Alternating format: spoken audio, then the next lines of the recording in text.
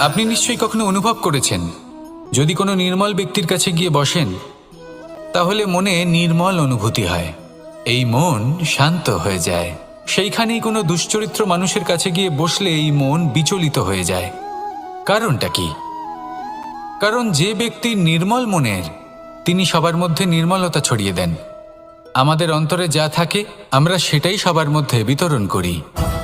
যদি আপনি এই সংসারে শুভ বোধ ছড়িয়ে দিতে চান, তাহলে প্রথমে শুভ গ্রহণ করুন, তা অর্জন করুন। এই সংসারে জ্ঞানের শক্তি লাভ করুন, আর সেই জ্ঞানের শক্তি সংসারে বিতরণ করুন।